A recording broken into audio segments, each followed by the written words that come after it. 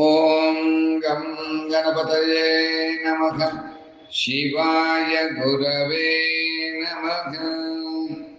మనము ఈ 245వ రోజున వేదముతో సమానమైనటువంటి శ్రీ శివ మహాపురాణము రుద్ర సంహిత కుమారఖండములో ముందుగా శ్రీ వేదవ్యాస మహర్షి విశ్వజననీ జనకులకు మరియు విఘ్నరాజైన ఆ గణనాథనుకు ప్రార్థన చేసి ఈ మహాపురాణముల గురించి వర్ణించదము అని తెలియజేసినారు. ఒకానొక సమయమున నైమిషారణ్యమునందు నివసించుతున్నటువంటి ఆ సౌనకాది మహర్షులందరూ కూడా సూత మహర్షుల వారిని విశ్వజననీ జనకులైనటువంటి ఆ పార్వతీ పరమేశ్వరు యొక్క దివ్య భవ్యమైనటువంటి చరిత్ర గురించి ప్రశ్నించగా అంత సూత మహర్షుల వారు బ్రహ్మనాథ సంవాద రూపమైనటువంటి ఈ మహాశివ పురాణం గురించి వర్ణించడం అని తెలియజేయబడుతోంది. మనం ప్రతినిత్యము కూడా ఆ శివాని అనుగ్రహము చేత మనము ఈ మహాపురాణంలో బ్రహ్మదేవుడు నారదమునితో చెప్పినటువంటి యథాతథమైనటువంటి అంశముల గురించి మనం నిత్యము కూడా తెలుసుకుంటున్నాం. దానిలో భాగంగా ఈ రోజున ఈ శివపురాణంలో మనం గణేశుడి గురించి తెలుసుకున్నాం. ఆ గణేశ భగవాని యొక్క దివ్యమైనటువంటి ఆ యొక్క జన్మ వృత్తాంతము, అంతేకాకుండా శివ భగవాను చేత ఆ పూజా విధి విధానం అంతా పార్వతీదేవి మిక్కిలి ఆనందం పొందుట, అందరు దేవతలు కూడా ఆ గణనానికి సర్వాధ్యక్ష పదవిని అంగీకరించడం ఇత్యాది విషయములను కూడా మనం తెలుసుకోగలిగాం.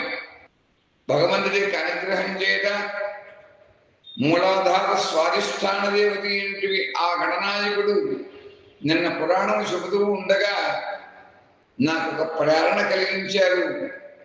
ఆ ప్రేరణ ఏమిటి అంటే ఆ అగ్నిదేవుడికి గణపతికి ఉండేటువంటి అభేద స్థితి గురించి వర్ణించి చెప్పమని ఒక ప్రేరణ కలగజేయగా ఆ ప్రేరణ చోది ఈ రోజున శివపురాణం నుంచి కొంత ఆ గణపతి యొక్క ఆదేశానుసారంగా ఈ విషయములను కూడా మనం తెలియపరచడం జరుగుతోంది. అందుచేత ఈరోజు రేపు కూడా శివ మహాపురాణంలో అంశములను మనము ఆపుకుంటున్నాం. తెలపడం కోసం ఈ రోజున అగ్నిదేవుడికి గణపతికి ఉండేటువంటి అభేద స్థితి గురించి మనం తెలుసుకోబోతున్నాం. అది కూడా శివానుగ్రహంపే. ఎందుచేతనంటే ఆ విషయం కూడా అప్పుడు విశదీకరంగా చెప్పుకుంటాం. మనం వాగర్ధవివ సంపృక్తౌ వాగర్ధః ప్రతిపత్తయే జగత పితరౌ వందే పార్వతీ పరమేశ్వరం. సాధారణంగా నిత్యకృత్యంలో ఉపాసన అనేటువంటి పదాన్ని వాడుతూ ఉంటాం. ఉపాసన అంటే ఏంటంటే భగవంతునికి సమీపంగా ఉండుట. ప్రత్యేకంగా మనం అగ్నిని ఉపాసన చేస్తూ ఉంటాం. హిందూ ధర్మశాస్త్రంలో సనాతన ధర్మంలో అగ్నిదేవుని యొక్క ఆరాధన ఉత్కృష్టమైనదిగా చెబుతూ ఉంటాం. అటువంటిది అగ్ని ఉపాసన. ఆత్మని అగ్నిగా భావించి ఉపాసించేటువంటి విధి ఒకటిగా చెప్పబడింది. అలా పరుషుల్లో అగ్నిదేవత ఇత్యాది ప్రతిష్ఠితులై ఉండి అగ్ని మాత్రము ఆ ఆచరించేటువంటి వారి యొక్క వాక్కులు అనగా మంత్రశక్తిలో ప్రతిష్టమైనట్టుగా భావించాలి. అదే జీవుని యొక్క ఆంతరంగిక అగ్ని ఉపాసన అంటారు. దీనికి తార్కాణం ఏమిటి అంటే మనం అగ్నిలింగాయ నమః అంటూ ఉంటాం. రుద్రాయ అగ్నిమూర్తయే నమః. ఈ గణనాయకుడు ఆ గణముల్లో ఆధిపత్యం వహించినటువంటి వాడు కాబట్టి, సర్వాధ్యక్ష పదవికి అర్హుడైనాడు కాబట్టి, ఆ విశ్వజననీ జనకుల చేత సర్వదేవతల చేత కూడా సర్వాధ్యక్ష పదవిని పొందినాడు కాబట్టి, అన్ని గణములకు ప్రథమ గణములకు ఆధిపత్యం వహించినాడు కాబట్టి ఈయన కూడా రుద్రాయ అగ్నిమూర్తయే నమః అని రుద్రగణములో చెప్పవలసి వస్తుంది. అంతేకాకుండా అగ్నిక్రదు చరమిష్టకాయాకం శతరుద్రీయే జపాభిషేకే వినియోగ అని రుద్రమంత్రంలో కూడా చెబుతారు. అంటే ఇవన్నీ కూడా ఈ శివుని యొక్క అనుగ్రహం చేయడమే ఈరోజు కూడా మనం తెలుసుకోగలుగుతున్నాం. అంతేకాకుండా ఆగ్నేయాం అగ్నితేజస అని దశ దిశల్లో ఉండేటువంటి ఆ విఘ్నేశ్వరుడు ఆగ్నేయంలో అగ్ని తేజస్విగా వెలుగొందుతున్నాడు అని శివుడి యొక్క శ్రీకృష్ణుడి యొక్క సంవాద స్థుతులు తెలుపబడ్డది. అందుచేత మహాగణపతి మంత్రాన్ని పఠించడంలో పరమార్థమున్నది. గణపతి పృథివ్యాధి రూపంగా ఆది పూజ్యుడు, ప్రథమ పూజ్యుడు అని, అలాగే సృష్టి స్థితి లయకారకులైనటువంటి ఆ బ్రహ్మ విష్ణు మహేశ్వర యొక్క రూపాలలో ఈ గణపతి కూడా సర్వ జగత్కారణభూతుడును కూడా అయ్యాడు. అందుకే అంటారు పెద్దలు, ఆదౌ పూజ్యో గణాధిప అని ఆర్యోక్తిగా విఘ్న సంహారానికి అవతరించినటువంటి ఆ పరబ్రహ్మమూర్తి సాక్షాత్తు గణపతి అని తెలుపబడుతుంది.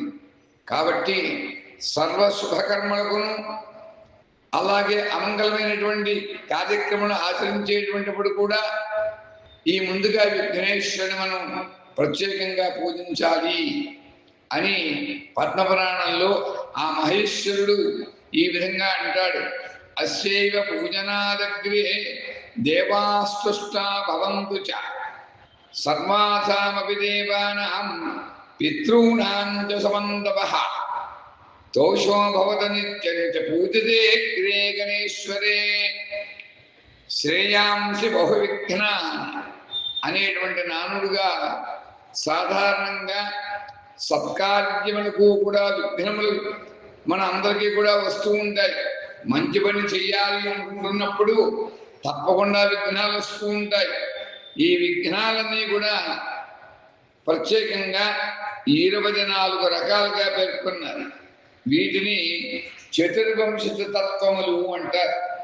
అలాగే ఇవి భగవద్గీతలో మహాభూతాన్యహంకారో బుద్ధి అవ్యక్తమేవ చ ఇంద్రియాని దశైకంచ పంచచేంద్రియగోచరా అంటే పంచమహాభూతాలకు మూలం అహంకారం కారణం.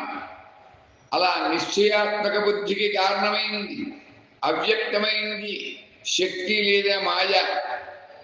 అంటే పంచమహాభూతాలకి మూలం ఏమిటంటే అహంకారం కారణం. అలా నిశ్చయాత్మక బుద్ధికి కారణమైంది కాబట్టి ఆ అవ్యక్తమైనటువంటిది శక్తి లేక మాయ అంటారు. అంటే పంచభూతాలు అహంకారము బుద్ధి మాయ వీడితో పాటుగా పంచ జ్ఞానేంద్రియాలు పంచ కర్మేంద్రియాలు సంకల్ప వికల్పాత్మకమైనటువంటి మనస్సు జ్ఞానేంద్రియా విషయాలైనటువంటి ఆ జ్ఞానేంద్రియాల యొక్క విషయములైనటువంటి పంచతన్మాత్రలైనటువంటి శబ్దము స్పర్శ రూపము రసము గంధాలు అయ్యి మొత్తం ఇవన్నీ కలిపితే సృష్టి అంతా కూడా వీటితోటే నిండి ఉంటుంది. అందుకని ఇది 24 రకాలుగా పేర్కొన్నారు. అంతేకాకుండా పృథివీ వాయురాకాశమాపో జ్యోతిష్ఠ పంచమం మహాభూతాని భూతానాం సర్వేషాం ప్రభవాద్యయౌ భూమి నీరు అగ్ని వాయువు ఆకాశములను పంచభూతముల యొక్క అంశలే. సర్వజీవుల సృష్టిగా స్థూల దేహాలు ఏర్పడ్డాయి. ఈ దేహాలు నశించగానే తిరిగి అవి పంచభూతాలలో లీనమైపోతాయి. అనగా ఆయా రూపాలతో పుట్టినటువంటి జీవులందరూ కూడా తిరిగి ఆయా రూపాల్లోనే లీనమవుతూ ఉంటారు. కానీ అటువంటి వారికి జీవనంలో విఘ్నములు కలగకూడదు కదా అనేది ఇక్కడ ఉన్నటువంటి ప్రశ్న. ఇటు రాకుండా నివారించడానికి ఆదిలోనే అంటే మొట్టమొదటిలోనే ఆ విఘ్నేశ్వరుని పూజించడం శుభప్రదము మంగళప్రదము. అలాగే ఈ మంత్రము స్మార్త కర్మల్లో అత్యంతపడేటువంటి విఘ్నేశ్వరుడిలో శ్రౌత కర్మలందరూ కూడా అగ్ని ఆ విధంగా ఉంటాడు. అనగా అక్కడ అగ్ని కూడా అగ్రే అని అధర్వణ వేదం చెబుతూ ఉంటుంది. మనకి నిత్యమైనటువంటి నైమిత్య కర్మలో మనందరము కూడా గణేశుని ఎలా అయితే ప్రథమ ఆది పూజ్యుడిగా పూజిస్తామో అధర్వణ వేదం ప్రకారంగా అగ్నిదేవుణ్ణి అగ్రే అన్నారు. అంటే ఆయన ప్రథమ దేవత అయ్యాడు అక్కడ. కనుక అగ్నిని కూడా గణపతిగానే వేదం పోల్చి వర్ణించి చెప్పింది. అంటే వేదములలో అగ్నిని స్తుతించేటువంటి మంత్రమే విఘ్నేశ్వరుని ప్రార్థించేటువంటి ప్రముఖమైనటువంటి మంత్రంగా వినియోగపడింపబడుతూ ఉంది అని మనం తెలుసుకోవాలి. కనుక అగ్నికి ప్రతిరూపమే లేక ప్రతీకయే గణేశ్వరుడుగా విఘ్నేశ్వరుడుగా ఈ పై మంత్రము అంతా కూడా వర్తిస్తుంది. ఇందాక నేను చెప్పినటువంటి పృథివీ వాయురాకాశమాపు జ్యోతిష్ఠ పంచమం మహాభూతాని భూతానాం సర్వేషాం ప్రభవాప్యయౌ అంటారు. ఈ మంత్రము ఆ విధంగా చెప్పబడ్డది. అంతేకాదు ఏ అగ్నే అన్ని మంత్రములకు కూడా ఆద్యుడవు నీవు, ప్రభువు కూడా నీవే, దేవగణములన్నింటికి కూడా నీవు పూజ్యుడు. నిన్ను మేము ఈ సత్కార్య సిద్ధికి అభ్యర్థిస్తున్నాము, సత్కార్యములకు ఆహ్వానిస్తున్నాము. నీవు జ్ఞానులలో జ్ఞానివి, నీ కీర్తి నిరుపమానము, దేవతలలో జ్యేష్ఠుడు శ్రేష్ఠుడు ఉత్తముడవు కూడా నీవే. శుభకర్మలను విష్ణుండవై మమ్మల్ని ఎలుకోవయ్యా అని ప్రార్థన చేస్తాం. అగ్నిముఖా వై దేవాః అని శృతి ప్రమాణంగా గణపతి వల్లనే దేవతలందరిలో కూడా అగ్నిదేవుడు పూజ్యుడు, ముఖ్యుడు. ధూమకేతవే నమః అని విఘ్నేశ్వరుని యొక్క షోడశనామాల్లో శుభగశ్చైకదండశ్చ కబలోగలకర్ణకః లంబోదరశ్చ వికటో విఘ్నరాజో గణాధిపః ధూమకేతుర్గణాధ్యక్షః బాలచంద్రో గజానన అని వక్రతుండస్వత్పకర్ణహేరంబస్కందపూర్వజః అని చెబుతూ ఉంటాం. దానిలో ధూమకేతువే నమః అని విఘ్నేశ్వరుడి యొక్క నామం ఉన్నది. అలా అగ్నిని స్తుతించినట్లు అవుతుంది.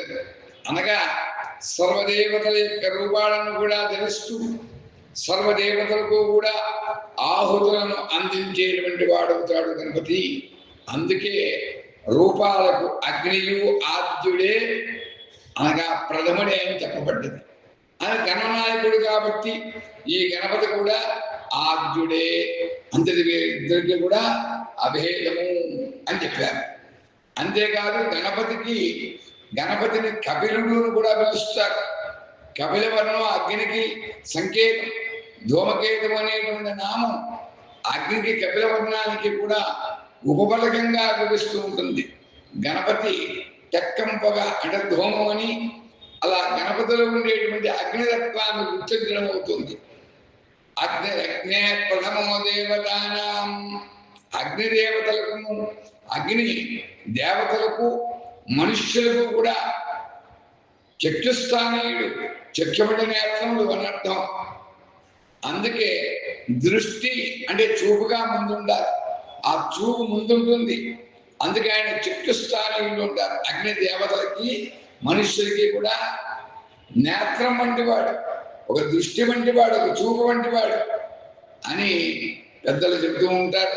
అంతేకాకుండా అగ్నిష్ట విష్ణు తవ ఉత్తమం అని దీక్షిత సంభావంలో పఠిస్తారు. ప్రథమ పూజలు అందుకునేటువంటి ఆరాధింపబడేటువంటి వాడు కూడా అగ్ని ఆద్యుడే అని చెప్పారు.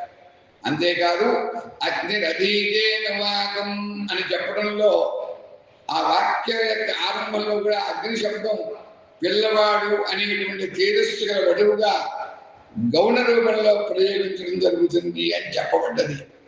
అగ్ని దేవతాదాహక శక్తి, అది ఏమిటి? ఆ అగ్ని దేవతాదాహక శక్తి ఏమంటారు అంటే ఓజస్సు అని చెప్పబడుతుంది. ఆ ఓజస్సు అష్టమధాతువుగా శక్తి గలవాడు బ్రహ్మచారి. లోకంలో బ్రహ్మచారి ఎవరు ఉంటే తేజశక్తి ఓజశక్తిగా మార్చుకున్నవాడు. ఆ తేజస్వరూపంలో ఆ ఓజస్సుని మార్చుకున్నప్పుడు అది అష్టమధాముగా ఆ శక్తి కలిగిన వాడు బ్రహ్మచారి అని చెబుతారు. అలా విఘ్నేశ్వరుని యొక్క వాహనం కూడా మూషికము, అది కూడా అగ్ని రూపమే అని పెద్దలు చెబుతూ ఉంటారు అని తెలియజేస్తూ ఈ రోజున మనము ఇంతవరకు తెలుసుకోగలిగాం. రాబోయేటువంటి రోజులు కూడా ఈ అగ్నిదేవునికి ఆ గణేష్ మహారాజుకి కూడా అవేదం ఎక్కువ ఉండేటువంటి అంశాలని మనం తెలుసుకుంటాం అని తెలియజేస్తూ మనం ఈ రోజు స్వస్తి చెప్పుకుంటున్నాం. స్వస్తి ప్రజాభ్య పరిపాలయంతాం న్యాయేన మార్గేణ మహిం మహీషాః గోబ్రాహ్మణేభ్యః శుభమస్తు నిత్యం. లోకాః సమస్తా సుఖినో భవంతు. కైలాసగిరివాసాయ రుద్రాయ పరమాత్మనే సచ్చిదానందరూపాయ వటవృక్షజిందామణి శ్రీ గురు దక్షిణామూర్తయే దివ్యమంగళమంగళం దివ్యమంగళమంగళం దివ్యమంగళమంగళం. ఓం స్వస్తి ఓం స్వస్తి ఓం స్వస్తి.